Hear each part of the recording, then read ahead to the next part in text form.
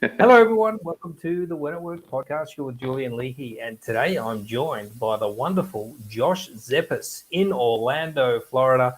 And Josh is the identity archaeologist, and that immediately grabbed my attention when I saw that because I love talking about personal branding, and it's something that either you know it or you don't. And if you don't know it, you really need to address it. So tell us, Josh, what are people getting wrong about personal branding? Ooh, those are loaded questions. Well, we were just talking about, I think everyone should have their own identity because if you don't create your own identity, if you don't actually decide what your life's going to mean and what you stand for, you're going to get labeled. Someone's going to label you, and it's probably not going to be a label that you like or that's going to serve you in business. And that's kind of the concept of personal branding, is deciding what you are, not who you are, and not what do you do. Those are not the right questions you want to ask yourself when it comes to personal branding. It's what are you? What do you stand for? What's your purpose? Why do you get out of bed in the morning? And take that essence, your core brand, and let everybody know that. Articulate that to the world, because that's what's going to differentiate you in business. And how long does it take generally with the people that you work with, going from having no idea about this to, and what are the steps involved? Yeah, first stage is we work on clarity. That's my favorite C word. Most people don't have a brand or don't know they have a brand because they're not clear. So we have to dig deep. I have to ask a lot of questions. We got to go really to the core of why someone's in business. That's the biggest question to answer. Why? Because here's the thing, Julian, people that are in, let's say, insurance sales, that's great. But they can also be an astronaut. They could be a school teacher. They can drive trucks. There's so many other businesses they could be in. Why are they in insurance? Is there something in their story? Is there some reason? Maybe their father passed away and left their mom without money, and they wish their father had life insurance, and this is what drove him into the industry, so he can right a wrong, right? And so if this is the case, we got to find out, why are they in insurance? Because people want to know why you care before they care what you know. And that's got to come to the front of your message. So the first step is just clarity. We got to figure out, why do you even get out of bed? Why do you do anything?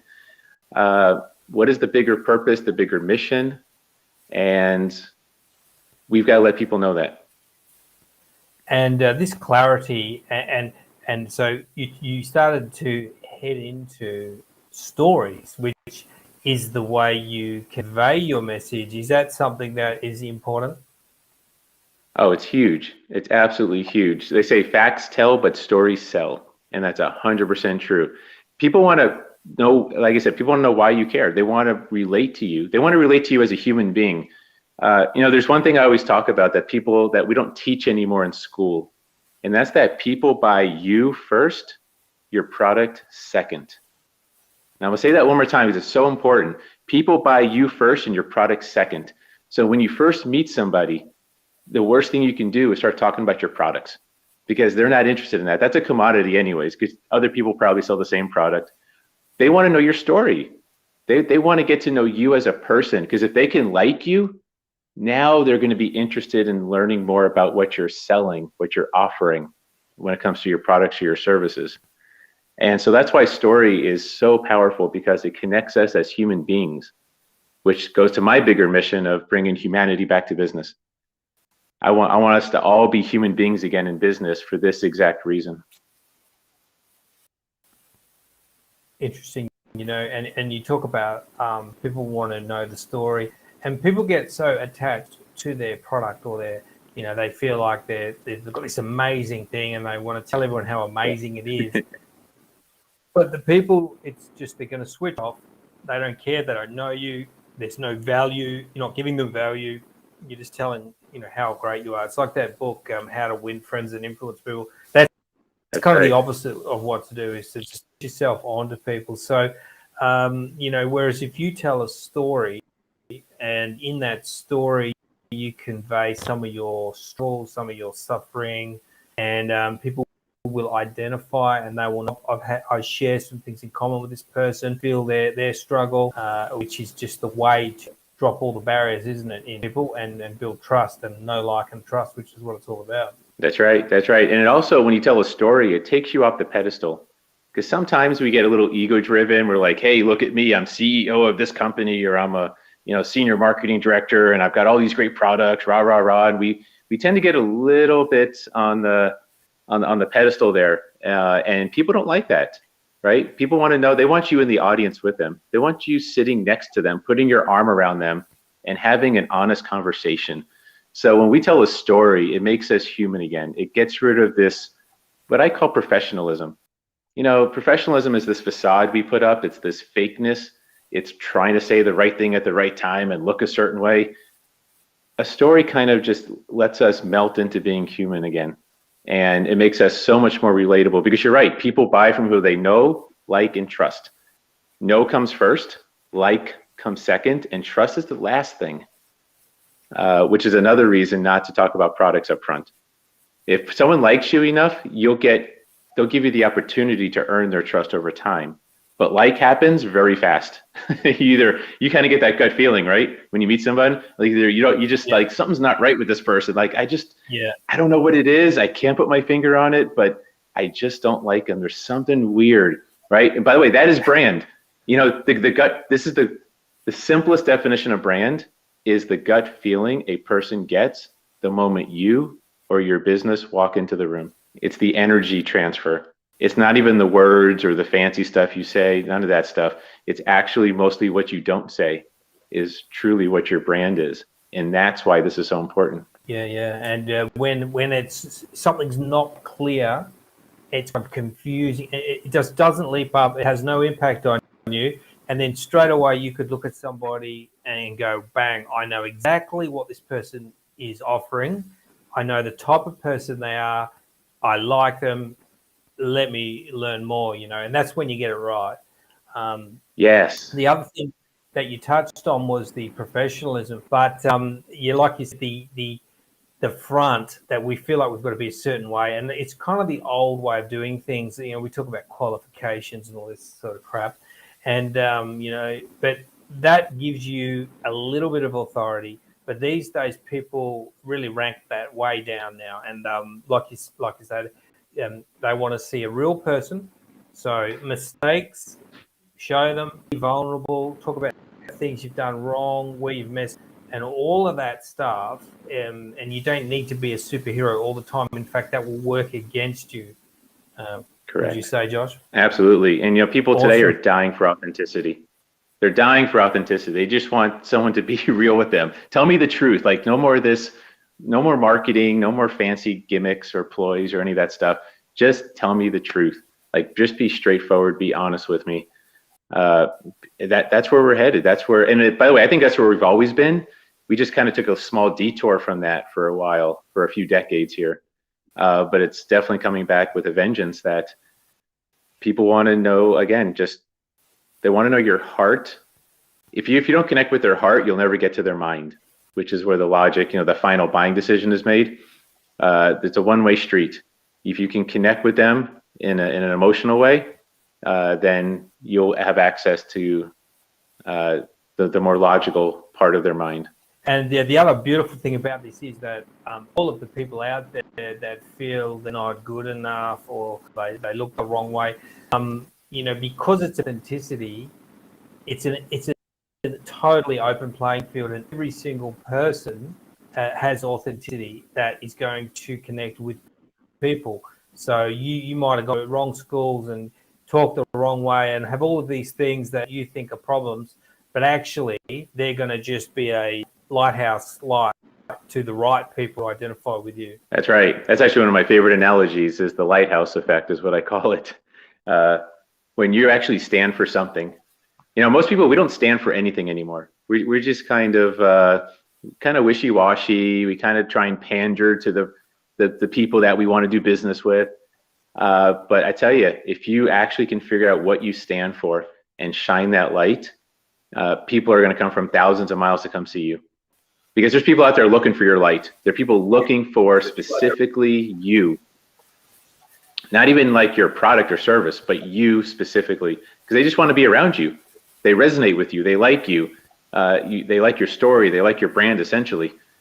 But we have to take the stand, and we're just deathly afraid. Exactly. Here's the thing that people tell me. They're like, what are they going to think about me, Josh, if I say what I really want to say to the world? And what are people going to think? I said, wait a minute. You're in business, right? You should be so lucky that someone ever thinks about you again. Because number one killer of business is obscurity. And number two reason of going out of business is being forgotten. So never be afraid to take a stand. You've got to stand, but stand for something good. Come from a place of love and good intention. Stand for something worthwhile and let other people know. 100% that, and don't be afraid to stand for something. And people fear offending people, like you say, saying the wrong thing. Whereas what will happen from the right place, as you say, your heart's place, if you are going to be a little bit controversial in your message, but you're coming from the right place, you're not going to turn people off. You're actually going to do the opposite with the right people. And they are going to just love you and just come to you, and you're going to be, they're going to be raving fans and followers. And if you're just a wallflower that doesn't offend anyone, you will be completely, unnoticed. Yeah, you're going to be what I call in the sea of sameness. when you don't take a stand, you're just like every other cookie cutter person in your industry, in your business. You're going to be in the sea of sameness. You're going to get lost. So you've got to stand up. You've got to stand out, and not be afraid to do it, but do it for the right reasons. That's really the key. And that's where it's important to get clarity. 100%. That's where you have to really dig deep and like, why am I doing this? Why is this so important to me? Why am I the right person to bring this to the world? All these questions have to be answered so that you can articulate your stand. You can say, this is what I stand for. And let me tell you something. People want to follow people going places. No one's going to follow somebody just hanging out, just kind of doing the grind, right? The daily grind, just in the rat race, I call it. People want to follow people going places. So you've got to be going somewhere, number one, and you got to let them know where you're going. You got to be like, you know what? This is what I stand for. This is my mission. There's the finish line. I could see it clearly. I know exactly what that looks like. And we're not stopping till we get there. Now you can hop on this train and join me, or you can stay at the station. I love you either way, but I'm just being very clear. Nothing's going to stop me from getting to that destination. That kind of energy, when you can get out of bed every morning and say that to the world, that's it. It's game over. By the way, this is how you stop selling. When you can do that, there's no more selling. There's no more, in the traditional sense, there's no more chasing, convincing, begging, hoping people buy your product. No. Now you're just attracting. Now this is a magnetic attraction process where people just want to be around you. And if they need your product or service, it's a done deal. I love that, Josh. And it, like you said, they want to follow somebody that's like they're going somewhere. And you yourself may feel, I don't even know where I'm going. But like Josh said, you do that research first to get the clarity. Then you know your direction. Yes. And then what happens is you're not having any results yet, but everyone's watching you. And then the consistency comes in, and you just keep going. Like you said, you're with me, but I'm going anyway. And then after a little while, people start just turning up. They all come out of the woodwork, and all of a sudden, all this magic starts happening. Josh. Absolutely. And I call it the 3 C's. The first C we just talked about was clarity.